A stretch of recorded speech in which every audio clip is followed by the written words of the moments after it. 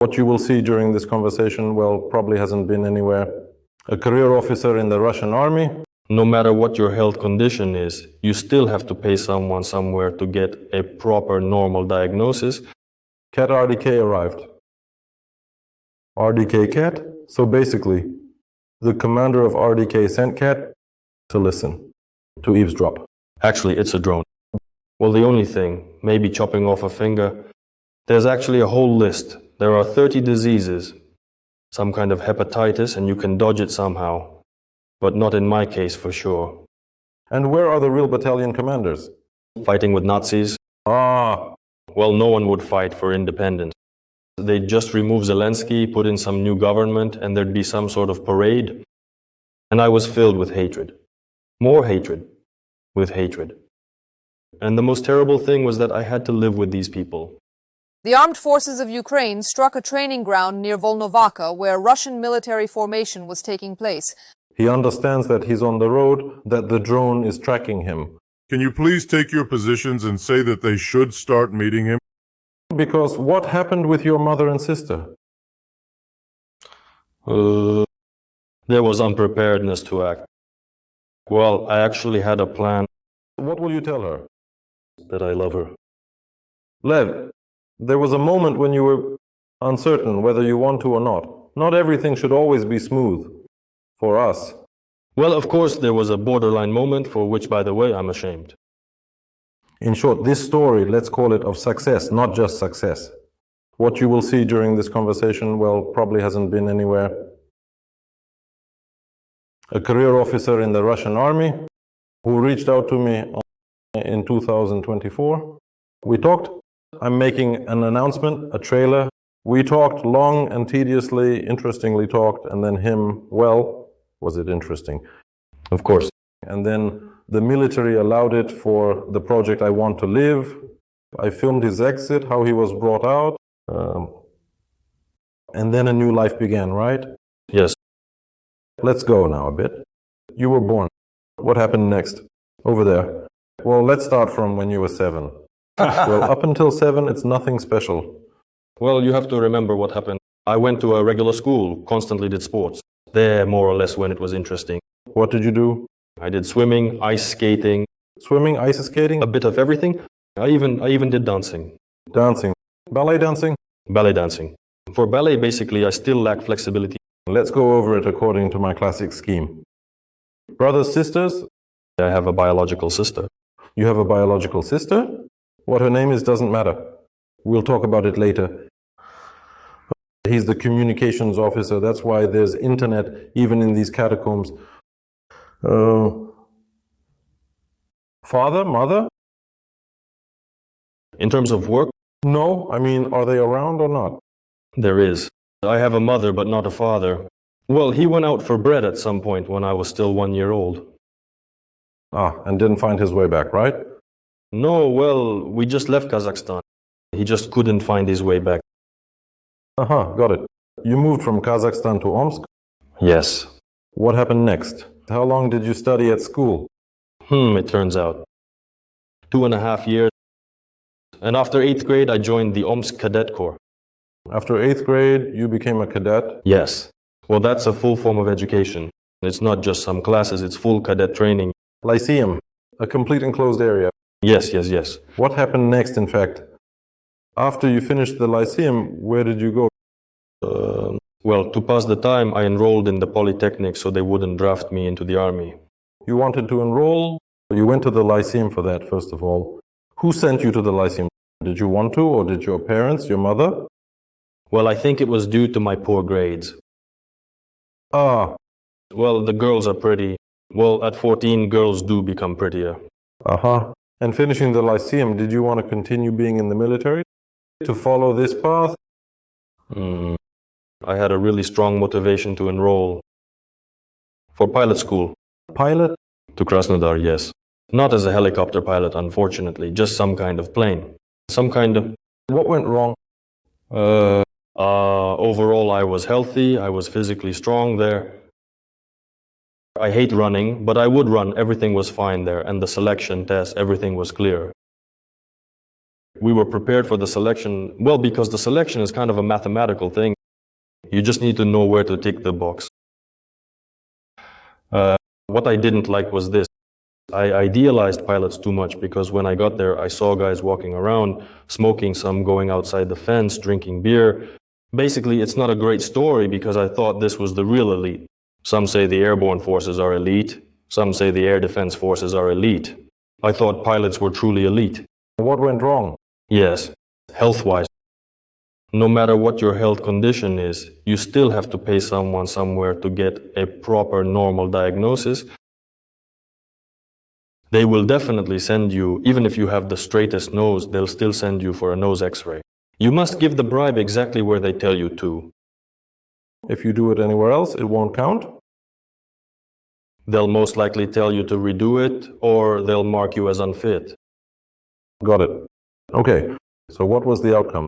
This is 2017. To avoid going to the army, where did you go? To the regular Omsk Polytechnic, they took about 15 people. I got in just fine. Uh-huh. What year did you enroll in a military institution? In the summer of 2018, at the Military Academy of Communications in St. Petersburg. Military Academy of Communications, Petersburg? Yes. And you were already walking around as a military cadet, right?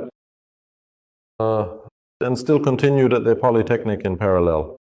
Well, from your words. Yes. No, it's quite common. Cool. All right. Where is your mother working at this time?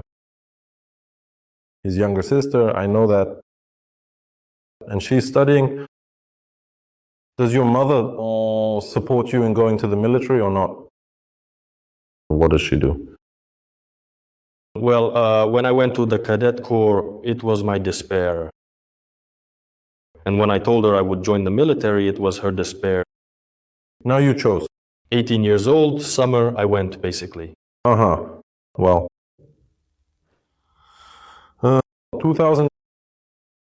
You entered in 2018 and studied for 5 years. Yes. Graduated in 23. April 29th, 2023. April 29th, 2023. So basically. Cat arrived. Cat RDK arrived. RDK Cat. So basically, the commander of RDK sent Cat to listen, to eavesdrop. Actually, it's a drone. Drone. NRK, of course. Serious Technologies. What? Well, it's like that. Come on, I haven't revealed anything from the biolab yet, so... We only have pigeons then. Not in the troops. All right, let's move on. Important question. What about propaganda? Oh, all the more reason to talk about LGBT. What's with the propaganda of SVO in the military school? Everything is in full swing. Well, you can literally bathe in propaganda. What do they talk about? Posters are a must. Well, there are propaganda leaflets everywhere. SVO is cool. The same thing, well, the same as in the Kaliningrad course, only at the academy every Sunday they inform that everything is on track. Basically like continuous victory around the clock. Yes. Huge assemblies in the auditorium. A coronel comes out, completely insane. And what do they do with you in that assembly hall? What do they tell you? Well, they tell, they definitely asked, they pick someone who fell asleep there. They ask him the goals of the special military operation. What's the goal of the special military operation? I didn't quite understand, but they say demilitarization and denazification. What does that mean? What does that mean? Whether it's demilitarization or whatever. Abrams not supplied, HIMARS simply not supplied, IRIS not supplied, NASAMS not supplied. There, shells. You need to demilitarize so that none of this is supplied to us? Of course. In reality? In reality, I say that they're being supplied. Uh-huh. Denazification. They explained to you in 2022 to 2023 what that means. Ooh. Come on. Well, I didn't listen, of course, but now I'm trying to remember what they explained, like, it's classic, just Nazis, not. Nazis. The Nazi leadership sits in Kiev. We need to liberate Kiev from Nazism. Kiev regime. Kiev Nazi regime. Well, yeah, it's classic, everywhere the same. Well, there's a manual distributed, and that's it. You were tracking what was happening in the chats, not the chats. Well, every day in the evening I come back from the academy, I sit down there and start looking at what happened during the day. What happened? So how did you follow Telegram? As for Telegram, I'm more of a YouTube watcher. What did you watch on YouTube? I watched both sides. I still do that when we're not on the front for some time. Whoa, holy shit. So you were into politics. All right. Where were you assigned? 36 Guards Brigade. And after vacation, you were supposed to go there. Well, I definitely decided that I would just go through captivity, basically. That's the whole story, because there were different options there. Leaving the country, but I have confidential information, there may be some questions and so on. Look, I spoke with Lev. In fact, we'll get to this, but around February. January, February. 2024. Talked a lot by voice and wrote out 5 times as much in text. About what he was going to do. Well, basically, when he was assigned to the 36th Guards Brigade, he had already decided for himself that as soon as he had the opportunity, he would go where? To the war zone. No, not to the SVO, but away from SVO, as soon as he's captured. Why did you decide to get captured? Interesting question. Well, because I'm military. Like, I have no option to resign at all. Uh-huh. Whatever I do. Well, the only thing, maybe chopping off a finger, there's actually a whole list. There are 30 diseases, some kind of hepatitis, and you can dodge it somehow. But not in my case, for sure. I had the option to either go abroad, which I most likely wouldn't be able to do. Most likely I wouldn't be able to leave. In captivity, that's all. Well, like in my case, actually. Why wasn't there an option to simply serve, like as a communications lieutenant? They don't pay much. No, well, wait, at SVO it's immediately 200,000. 300. 300. Okay, then let's go. Where are you arriving? From vacation. Oh, that's it. On June 1st I arrive at. Hold on, we forgot one moment. The moment is called wife, kids. No kid's wife. I had one. No, I know all this, but your subscribers will be interested. The wife, well, I'll reveal this secret. She refused to participate. It was an unappealing offer, just not interesting. She didn't perceive the offer to go to fascist Nazi Ukraine. Well, we'll talk about that too. Okay. Where do you arrive on June 1st? Well, that's it. I'm already getting off the train. It's Borzia. It's almost the place where the brigade is stationed. It's a bit nearby. It's called Borzia 2, kind of a military settlement. You arrived, then what? You go to the unit commander, right? Well, yes, we had orders. It was for June 3rd. We hung around a bit, walked, found ourselves a dormitory for four lieutenants, all from the Communications Academy, and we lived in an apartment. Are you all graduates from the same course? No, from different ones. One from my course and 2 from the radio faculty. Uh-huh. So you come and say you're all ready to go kill Nazis? No. No? All right. Let's prepare a bit more after all. Nazis are a serious matter. It's history. Well, yes, introduction to the unit commander. So it turned out that I was the first to walk in, and well, I was still pretty fit back then, so I made a serious impression when I introduced myself. He says, "Are you ready to be the commander of the communications battalion?" How can I say no? Like, well, yes, let's do it. That's all. Commander of the communications battalion. Basically, he starts you off like that, you'll be the battalion commander. Of course. A battalion commander is, ideally, not a lieutenant story. Lieutenant colonel. And where are the real battalion commanders? Fighting with Nazis. Ah. Trying to find. Yeah. That's neat. Cool. All right. What will happen? What happened next? The service begins. When did you get married? Wow. August 10th, 2022. You got married in your 4th year. By the way, also an interesting point, because life became easier for me. I can leave in the evening, I can go home, basically. As a married guy, sort of? Well, yes. Uh-huh. In the dormitory there, everything's fine. Got it. Okay. What does your wife say about the war? At what moment?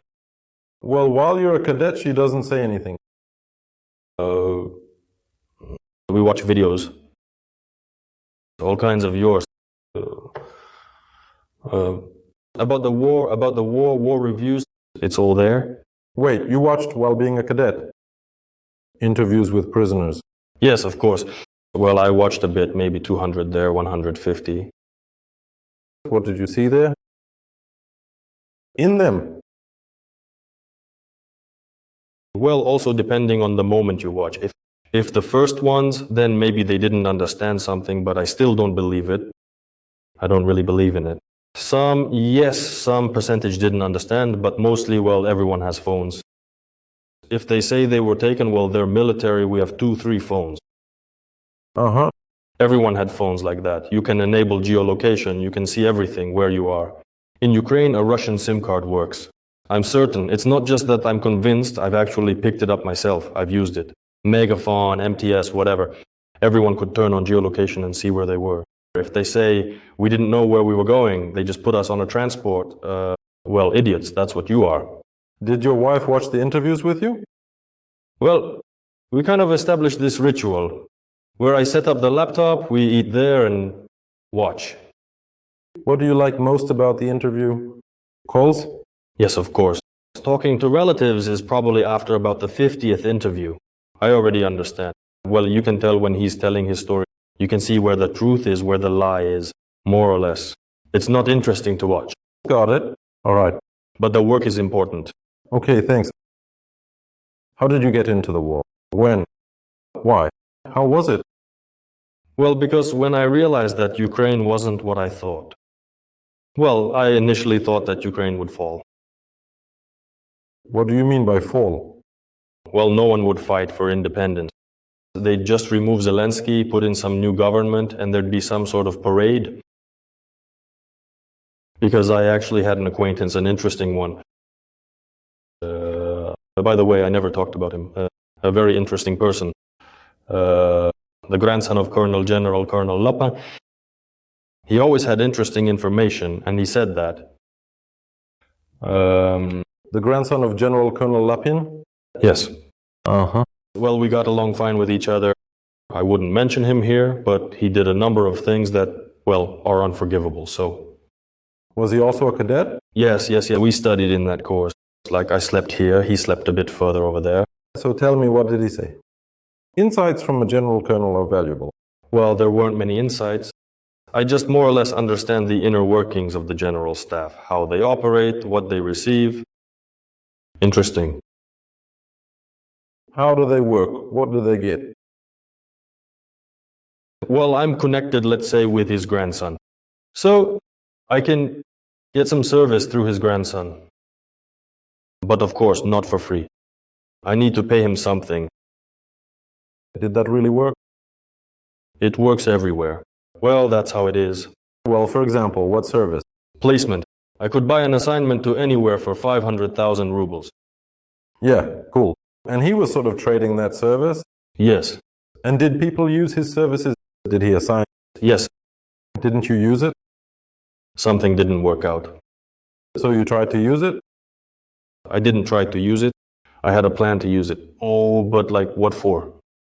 When it became clear that it was all dragging on, I already basically had an understanding, even 6 months before graduation, that if I end up in the war, I either get captured or the war ends. I only had 2 options. So even before graduation, you decided that if you ended up in the war, you definitely would. So I understand that I either end up in the war, or I will be sitting somewhere in an office. Well, and in this case, I would also be sharing information, kind of, well, the plan was like this. I don't actually remember some details and aspects anymore. It was all a long time ago. Okay. Let's get back to the topic. So how did you end up? Where were you sent? Why didn't you stay in the unit? I kept asking to be sent out sooner because in reality staying in the unit is, well, really something. I went and trained on UAVs. Did you really go to the unit commander and... No, I didn't go to the unit commander. I went through another person who could arrange the communication, sort of. So you kind of asked for it.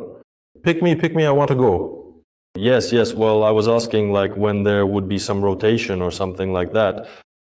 Well, I completed a 2-week training as a pilot, flew Mavic drones, and even used simulators. And on November 23rd, I was already there. So you were doing well? In the vicinity of Ugledar somewhere. In the vicinity of Ugledar? Well, the radius there is 30 kilometers. What happened next? Well, I became the commander of the UAV platoon, a communications officer. So, from battalion commander to platoon commander, huh? No, well, it's sort of civilian. Well, like they're a peacetime staff arrangement. You can do anything there. Wartime is different too. Everything is considered there. Payments, there's different responsibility there. In peacetime, you can do anything. You can put a private as a battalion commander, in principle. Well, actually, a warrant officer was the battalion commander until the moment we arrived. Well, the Guards Brigade is like that. A Guards warrant officer could even pass for a brigade commander, in general. At least. Okay. In November, where do you end up? As a UAV platoon commander. That's it, I'm the UAV platoon commander. And again, now I'm trying basically. I'm sitting 20 kilometers from the front. I understand, I started realizing, well, the essence of the war, that no Ukrainian special forces will come after me there. Well, that was my dream. And I understand. Wait, there's an interesting story here. The guy who already a year ago knew he would surrender, coded for himself that he would fly in wearing a black cloak. Dreamer, idiot. Well, the mechanisms were not clear at all. I didn't know what war was in general. I just saw it from the outside. That's it, I understood what war is. I immediately started walking around this shattered village. There. Bullets in the fences, demolished houses, something burned. There were stories from locals about how some grandmother was killed by a strike over there. And there was deep empathy. Actually, I felt all of this very strongly. Tell me, I'll check. And I was filled with hatred. More hatred. With hatred. And the most terrible thing was that I had to live with these people. That was probably the most terrifying part. Well, it's not about the conditions, lack of water, food, all that can be endured, but the people, when you talk to them, I actually asked people who came to war 2 weeks after signing the contract. Why did you come to the war? Well, I was careful naturally so that nothing would be suspected. I never got a clear answer. Well, the only reason I could find was just money, because when you start digging deeper, loan. I see. It's all classic. Well, the same interviews, I just ask him and he kind of tells the truth. How do they treat the personnel? I can only judge based on one battalion. No, the story is that 10 people went in, no one came out. Yes, but they tried to evacuate. They tried to provide something, like there was really water delivery, food delivery. When did you write to me and why did you write to me? And what did you write and what happened next? It was somewhere in the beginning of 2024. Yes. It was some February. Which day in February 2024? We got in touch. I wrote that I am so and so, located here and there, want to surrender, ready to help. I think it was something like that. It was probably long, as usual with me. Did we speak by voice? We called each other right away. Literally, I think. 5 minutes later, we were on a call. Look, the feature of my program is that I have no bots, I have none. That is, I can always speak by voice under, well, several conditions. First, when I'm not in such premises. Second, where I can speak by voice, where I am alone and where the situation allows.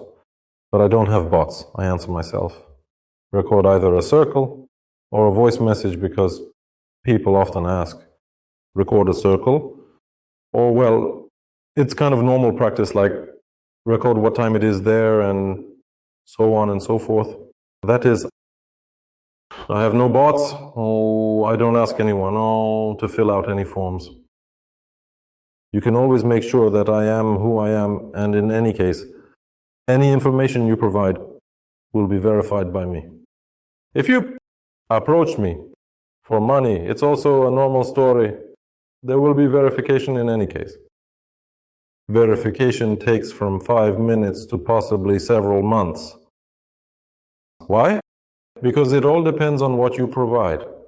One thing is, you can provide information that our armed forces will confirm in 10 minutes and say, yes, that's true. Another thing is, you can provide information, for example, about some traitor who works for the FSB, and they will monitor him there. It's time. Yes, the prices there are completely different. The feature of communicating with Lev, that's the thing. And I didn't pay him a single ruble, a single hryvnia, a single dollar for the entire half a year, 5 months. How long? 6 months, 7 months of our communication. He didn't need money. If we communicated 24/7, he naturally provided various kinds of information, from warehouses to various other information. Moreover, he was a signalman, so there were codes, waves, frequencies, and all these sorts of things. Therefore, describing everything that was done is just, well, pointless. But he didn't do what? Oh, but a lot. Name some, let's say, 3 interesting ones, or, well, what you highlight. The range. Well, naturally, the thing that started it all, so to speak, is the training ground in the Trudovoye area near Volnovaka. Everyone knows this story. Everyone was talking about it, everyone wrote about it. There they even declared mourning. Yes, in the very city where the unit is stationed, there was, yes, a sort of mourning. Yes. Here's that story for you. And I know a lot about this story because, well, I know everything from beginning to end, and that it was initially covered up. For 3 days there was no news at all, nothing was happening, but the training ground was there. The training ground actually resulted from stupidity, regular army stupidity. MashaAllah. What was going on there? It's just formation every day, at the same time, in the same place as part of a battalion. Well, like, okay, 2 times. Well, still kind of acceptable if it's a cloudy day. No one flies, don't drones fly? Yes, it's possible. But then again, there are some well-meaning people who can take pictures of something for Ukrainians and send them. That's another nuance. I'm already talking about civilians here. So they went further. We formed up for 4 days. I won't tell you the details of what happened there. Maybe, if the military permits, I'll post photos, videos, because I know this story from 6 in the morning, right? Or what time was it there? Well, let's say they started at 7:30 there. They really stood there with gas masks, with tags. Well, army. Well, it's just madness, basically.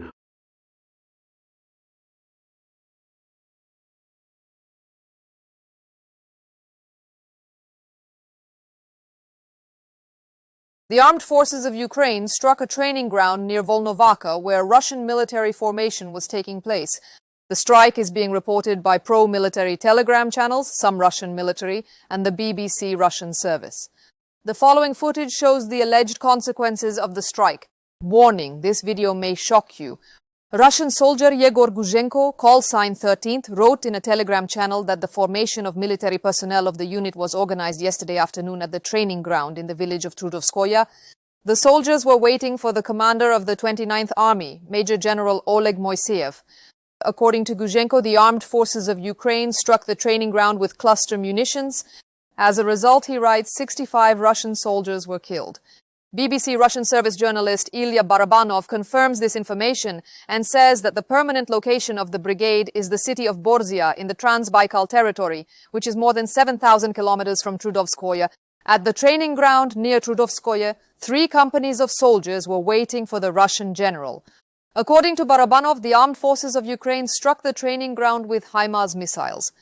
Neither the Ukrainian command nor the Russian Ministry of Defense commented on the strike. A video appeared on Telegram, allegedly showing one of the surviving Russian soldiers commenting on the losses and criticizing the command. Here they lined up right out in the open field. Here's the 4th company completely down. 6th company completely. Yes, these are, well, always such stories are complex topics involving interactions with many different people. He writes to me, I pass it on to the military does things there, well, that's how it works. Yes, it's actually very labor-intensive process.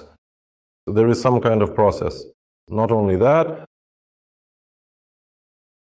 thanks to Lev, you can imagine the number of our soldiers saved. I won't say which brigade was opposite them. This brigade knows this for sure, and so do the head of intelligence and the brigade commander, but he helped them very much. Well, in fact, their brigade didn't move at all during these 5 months. You moved significantly in 5 months. 0 meters. No, seriously, 0 meters. 0 meters. Basically, it will be okay, training ground second. Well, it's less effective now, but there was a concentration of the Z assault already on the combat line. It's no longer a training ground, it's just convicts brought in to storm the landings. I remember this story. In short, I was even shocked myself, because what did your brigade commander or battalion commander say to them then? Well, after 3.5 years, it's normal because, well, why have the convicts? It's a mess. It weighs so heavily on my voice. Well, people. You could always round up more people somewhere. In short, there was a concentration and then it was gone. 19, I think. Well, I think it was 19. There was more. Yeah, there was. Well, not much more, not much more. In short, the beloved explosions happened. And what command did the brigade commander give then? To assault anyway? There were 4 survivors left, I think. He forbade evacuation. He gave the command to cancel, no one to be evacuated from the basement. Meanwhile, the remaining 4 were to assault at night. They prepared them. There I remember, again, if the military permits, there are all these videos.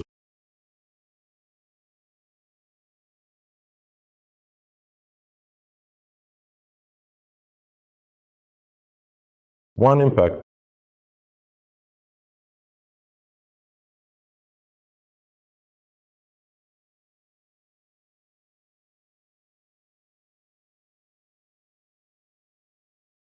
Yes, it happened. What else do you remember? Also, something interesting. The same locality, naturally, and a concentration of equipment. I don't remember the quantity, but there's also a video. I even saw it while I was there. At one point, I saw 7 vehicles there, different kinds, homemade buggies, vans, that sort of thing. Well, there was no armor, but there was equipment with decent EW, prepared, combat ready, in general. Look, most of the time, in principle, over almost 2 years of this program's work, this is how it goes. Well, the first such public story. For 7 months, Lev provided information that prevented their brigade from advancing even a meter. Our armed forces listened to them. They watched streams from their cameras, from their drones, knew where things would go, knew what would happen. In fact, it was a 24/7 story. They worked for 7 months, everything was okay. What happens after July 7th? July 2024. The withdrawal process is taking place. The withdrawal process is taking place. Then regardless of the circumstances, I reached out to the organization I Want to Live. He also filled out the form, and through the I Want to Live project, he was taken out via the line of contact. The military allowed to go and film. I filmed. Here it comes. A piece of video showing him walking from his positions to our scouts who met him. Now, probably the video will play in short and tell us how you made your way. Firstly, what was the story? How did you leave? We'll be running, we'll be running. He ran to where I know the mine was. The main thing is not to see fireworks at 8 o'clock p.m. now. What the? Imagine what's going on in his head right now. Can you stay a little closer or lower? He might just walk slowly. He doesn't know where to go. Just fly closer to him and preferably lower. He sees you. Closer, closer, closer, so that he doesn't worry. What is he doing? He'll be walking for another 40 minutes. He left quickly. Yes, he's walking quickly. He clearly understands he's almost on peaceful ground. He's walking by himself on the road. He understands that he's on the road, that the drone is tracking him. Can you please take your positions and say that they should start meeting him? He's right at the beginning of the tree line, and there we all met. So he is going. So I hope he is without a machine gun here with a machine gun. The main thing is that he correctly says the password now, and that's it. They're on them. At our two guys. And he is being shouted at correctly from the lane and the third lane. That's all. I see, I see. 1 and 2 meet. There they are all. Taking away at 8 p.m. Everyone. Who disappeared? They didn't even put it on the floor. No, well, that's it. Excellent. Thanks for the work. You need to send the video. I tried to get at least some signal. Connection. I am a signaler, I went. But for some reason, Azart stopped working. I needed to I don't remember, change the battery or check the connection. And I went to check the connection. I went to one spot, got in touch there, and reported my location. I went a little further and already approached the area of the settlement. Also checked the connection, and that's where I was. A person with a Ukrainian accent asks where the boy went. Some battalion of the DPR which was stationed there in the stronghold. I told him like I'm a signaler, I went. This was already your edge. These are straight DPR people. LPR people, in short, are standing. Always ahead, or convicts. No, convicts. They are storming. Convicts are storming. DPR people are just standing, just thrown in. Everyone stands in defense. There will be a video now of how he goes out and then he goes. Then it turned out that the whole idea that was there, and they sent you the video. With us, yes. They sent you a video of how you had to go through? Yes, but I didn't consider a little and didn't think that it was dark there, first of all. Well, it's like that. You can fix the situation with the flashlight, that's all. But the grass has grown there. Yes. The grass grew along the way. In short, his route will be accelerated now. Walking, you took a long time, left I think at 3 in the morning. I walked for about 40 minutes, give or take. He left at 3 in the morning and reached. Now you will watch these frames, where I, in short, comment on how he is walking, but we were joking there too. I understand. Yes, I was also joking there was something like water there. The most interesting thing is that I synchronized with the drone. I was walking by the map, I had a track there. I built it for myself, and I was walking by the map, and the drone was hanging over me, it turns out. You thought I was following the drone, didn't you? But no. But no. Alas. Something went wrong. Tell me what was there, because now everyone saw how you were received. There were 3 scouts, right? Yes. What did they say to you? How was it? Immediately, of course. No, they just said something like, "Do you have any weapons?" They examined me, checked my armor. That's it. They didn't even take anything off, just checked with their hands. I said I didn't have weapons, I have a radio station. I also had some power bank, another story. You also had a screen. Interceptor. Yes, exactly. Then this interceptor turned into a drone. I actually took out the drone, stole the drone from the military of the Russian Federation and took it out, in short. Yes. Well done, they wrote off the drone. Well, yes, I was received absolutely normally. And we just went straight to the evacuation point. In a pickup truck later. There was a moment when you watched this on the video, when the stream was interrupted at the moment when he was. Like everyone is already accepting, approaching, and boom, the stream froze. So we were there too, like with the intelligence chief. By the way, big thanks to the intelligence chief for supporting the operation, for implementation, for providing scouts, their fighters. Thanks to the brigade commander too. So everything was clear, and then they brought you. Yes. They drove you with your eyes covered. Well, they wrapped gloves around. Easy, everything was chill. What happened when they removed the gloves? By the way, I sent you a message when it was the anniversary of my arrival. Well, really, actually. I remembered. I'm reading. July 7th. Dmytro, greetings. Today marks exactly 1 year since I fully arrived in Ukraine. Everything turned out in such a way that it was possible thanks to you.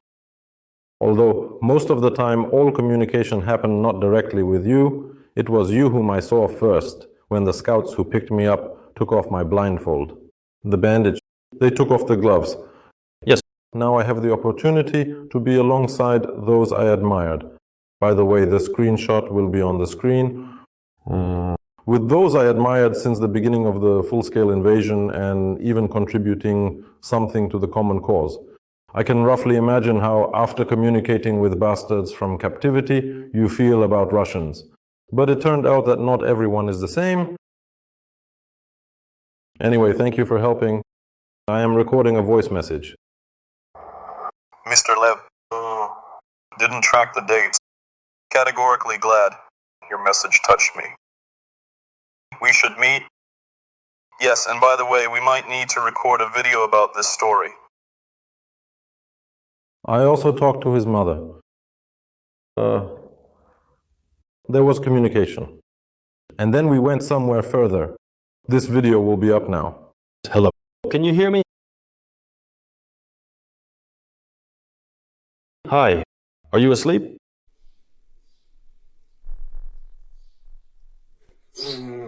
Look, I'm where I should be. Do you understand? That's it. You got it, right? Now you can call the unit, probably. Just after lunch. I am available. But in 2 to 3 days, please call the unit and say that I haven't been available for a while. Okay, fine, I'll call her now. That's it, I'm dropping off for now. Everything is fine there. Yes, that's it. It worked out. Everything is fine.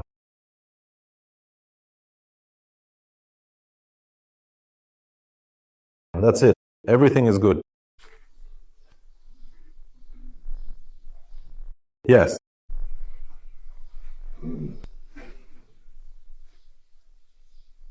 Yes. Look, we agreed somehow that we will do what I promised you. It happened, so everything is fine. Now, I'll take a photo and send it to you. Don't call anyone. He will be available. Yes, he will be available. Yes, please. All right. Good. Yes, let's take a photo now. Yes, all good. Well, she cried, as I said. Show a like. Here. So the video is over. What do we have now? Well, as you see, this nanotechnology works. Feelings before going out. We spoke with him verbally, we discussed. Yes, I remember. I am standing at the command post. There, well, it was old, by the way. It was old and I'm talking with. The Ukrainian command post. Like, you could only film this in a movie, actually. So we're making a movie. Yes. Well, it was really nerve-wracking, actually. It was very scary. It was really nerve-wracking, basically. Because I knew the positions there, what was needed and how to navigate through all this. I understood there was some kind of mind area there. Well, I still have a handle on the situation. After all, I am an officer, whole. Pretty damn good. Well, yes. In short, it was nerve-wracking. We also talked to him. He was really catching betrayal, and he hadn't slept for 2 days, and there was a timing issue. He was late, drones were already flying, several drones had been replaced, but he was still not there. And then he finally comes out. Basically, everyone was freaking out. Plus, he was really walking through a minefield there. The APC was mined. There was a password there, so what was it again? Peanut store. Peanut store. See, remembered for life. Terrible memory. Better to have remembered something else. Yes. Basically, it was a whole operation. Thanks again to the head of intelligence. Thanks to the brigade commander who helped and organized. Well, this person has been helping them a lot all this time. And so...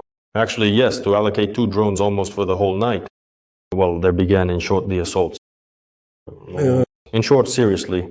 As a bonus, he left his phone with streams to our military, and they still drove there, I think, for about a month. Well, I think they drove for at least a month. Yes, that is. Why wasn't this story covered earlier?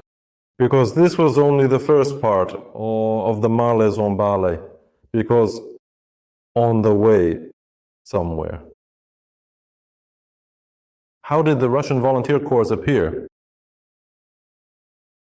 Actually, it appeared very quickly because, well, when I passed there, it was kind of difficult. I thought, right now, I just want to go somewhere. I wanted to completely disconnect from the war because it was really getting on my nerves, just like it did for everyone, of course. But it happened that we met Dennis.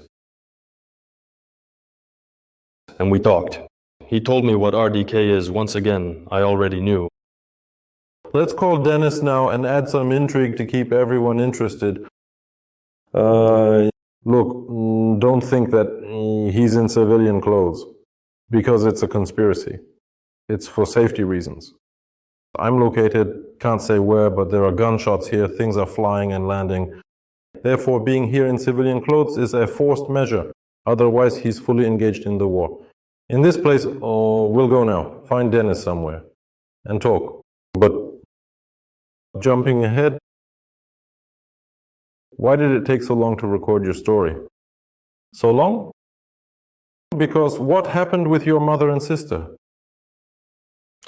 There was unpreparedness to act. Well, I actually had a plan. I said that I would surrender. You should be ready in case you might come over. Well, not maybe, you definitely should come because they always wanted to leave Russia. For them too, like for me, being in this society was a big pressure. Even on my sister, who is, well, of a certain age. Here, in short, there will be an insert of their interview. Their faces are hidden, their surnames too, because he's military, he's roughly speaking at war, and they don't need to be public, at least not now. There will be a part of the interview where I want to live, ask them to answer some questions. I will ask them for permission to publish. The faces are blurred on purpose, but everyone should understand this. The organization I Want to Live facilitated their departure from the Russian Federation, entry into Ukraine, and now they are here, living and working. This was done, yes, that's what he started saying about unpreparedness, because it all happened, but it turned out what? That there are a bunch of things. Well, in short, imagine that you have to take off right now to somewhere unknown. No, well, really, before the war, I wanted a family. I had some plans regarding work, of course, to resign or engage in some interesting things. Perhaps I wanted children. Well, naturally I wanted to. I had a wife, very beautiful. Normal. All my plans were simply shattered on February 24th, it turns out, because someone wanted to come in somewhere and take something. There will be an insert now. I was really stunned myself, first of all, at how he looks now, because in the previous video he looks terrible. Soldier of the Russian Federation Army, now a soldier of RDK. All right. So, guess who this is? It's not that I broke down. I was just shocked. If I met him in the city, I wouldn't even recognize him. As a matter of fact, he knows where he's going. What's going to happen now? There will be a meeting now. A meeting? A long-awaited meeting. How long haven't you seen your mother, sister? I think about 2 years. I think I've even, lost count. That's what she says too? What do you think her reaction will be when she sees you? Tears, of course. Do you think she'll cry? Well, of course. That's 100%. It's not the first time. She told me that you always scold her when you came home on leave from the academy. Yes. And, yes. I think I won't scold her now, most likely. Well, let's make a bet. Will there be tears or not? 100%. 100%? Yes. What will you tell her? That I love her. Well, in short, write in the comments whether these are different people or not. I'm really shocked. They couldn't meet in Russia and met where? In Ukraine. It doesn't matter. It doesn't matter. Censor that. Yes. Yes, so that's it. Well, it will be interesting. Oh, more than 1.5 years, for sure. A year and a half? Yes. Yes, so you've seen this video. Organization I Want to Live promised Lev that they would return, bring his parents, help with legalization, and assist with work. All this, as far as I understand, has been done. Everything is done, yes. In full measure. I met them at the border with Ukraine, brought them, organized the meeting. You've seen all this. I don't want to repeat myself. Once again, my program works. I pay money for information. Maybe someone needs money, maybe someone doesn't need money, like Lev. Not a single ruble, not a single dollar was spent. I Want to Live is a state program because bloggers do not have the opportunity to complete processes, start processes. I am not military, I can only take some information and pass it on. I caught the RDK commander. If he were a real commander, he would definitely present me with a new RDK t-shirt because I have one made in the 23rd century.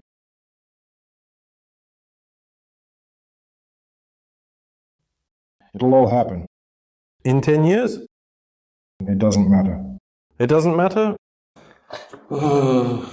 Remember how I told you about Lev and what happened next? Well, to be honest, you openly advertised Lev.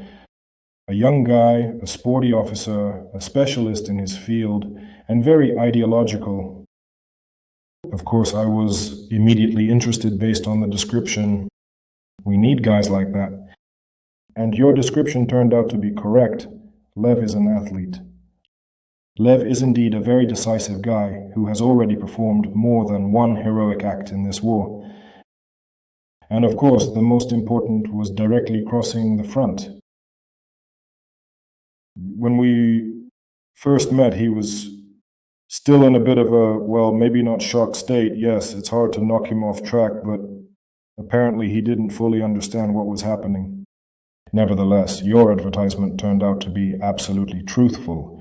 Lev is indeed a specialist, a communication specialist, and he continues to improve his skills. I'll even lift the veil of secrecy. At the moment, Lev is an operator of an experimental communication station, and we are working in this direction very, very closely. I'm sure that without him, we literally, wouldn't have succeeded. By interesting, I mean the experimental station is not some stationary one, but a very unusual, very kind of interesting story. Rare. Rare. How many of them are there now, experimental ones? Well, at the front, there are about 10 of them. Around 10 pieces. It's really a cool story. Maybe someday I'll make a movie about this story. Lev, there was a moment when you were uncertain whether you want to or not. Not everything should always be smooth. For us. Well, of course, there was a borderline moment for which, by the way, I'm ashamed. I'll say this. I'll repeat it once more because I told my future commander that I would think about it. That, of course, was it. In short, I'm generally ashamed of it. No, the story was as follows. Considering that Lev is not an ordinary prisoner of war who expressed a desire to join the ranks, he, in fact, went through not just all possible checks, he proved by his actions whose side he is on. I certainly advertised him, although maybe that word shouldn't be used. That's correct. Why? Advertised. Then they had a conversation. First meeting. First caress. And Lev, in short, says, well, I'll think about it. You're here, Commander. You're here. You're there. I have Well, that's options over here. the top, of course. Yes, it sounded less confident, of course, than in your version, obviously. I have a recording. What a horror. It is clear that Lev was, well, let's say, yes, he didn't fully realize how drastically and rapidly his life had changed. And yes, a few hours ago he was an officer of the Russian army, and now he's in the status of a hero of this war for Ukraine and a terrible traitor there, just like me. Naturally, for our motherland it's clear that he was in such a borderline state. I'm not justifying him in any way. Yes, he could easily have said at that moment that he had done enough for both this country and this war. That would be true, yes, friends. It's pure truth. And, well, the military had no questions in this story. And if he said that I don't want to serve further, make me the documents, they would have made them for him. And he would have had every right to it. He did. Much more than 90% of the people who watch this. I don't want to offend or upset anyone, but that's a fact. That is, he deserved both the documents and the opportunity to go to Europe. Undoubtedly, by his work and the risk he took while performing it, undoubtedly. For 7 months, I want to remind you, his 36th Brigade did not move a single meter. Naturally, our armed forces who were stationed there, our brigade they worked with, appreciated this. That's a fact. But at the same time, I want to leave promise to evacuate the parents, the mother and sister. And that happened. You've seen them before. I know that you met with them. Tell us who initiated it, why you did it, and what happened there.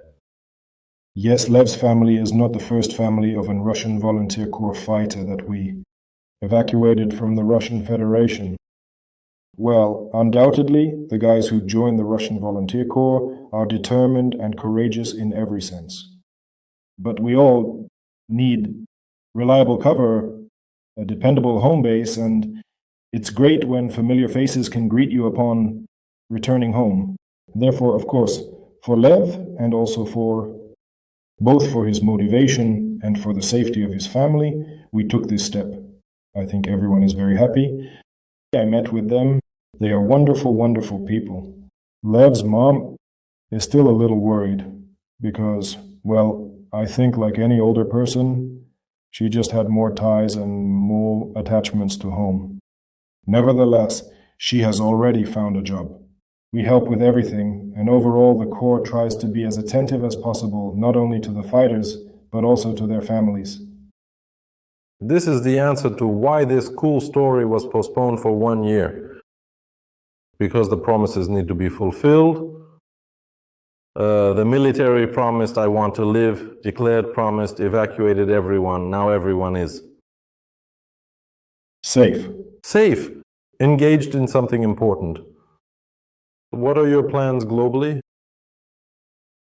Well, actually, I have a dream, indeed, yes. I want to go outside and breathe free air, but for some reason I can't do that yet. Why? Is someone not allowing it? No. Here we do breathe the air of freedom. Well, not quite, because something still doesn't allow it. Of course. Look, the conclusion of this long video, movie, you could even say. The I Want to Live program is working, fulfilling its commitments. My program, Money from the Apostle, Power, is also working, and I am also fulfilling my obligations. I first get permission, confirmation, and then everything happens. Here's a living witness for you. The story is actually 1.5 years old. Excuse me, 1.5 years, but it all works. So, if you want to drastically change your life, you can do it in several ways. Firstly, if you wish to join the Russian Volunteer Corps, you can do so by writing. There will be a link to I Want to Live, to the official Russian Volunteer Corps Telegram channel, where there are links, forms, instructions. Yes, don't type it yourself because you might encounter a fake and then the FSB. Let us know in the comments whether you liked it or not. It's a long story. A full-fledged book, a full-fledged spy novel could be written about Lev. At least a small brochure for sure. You can make a brochure anything really, but it's a cool story. So thank you for watching.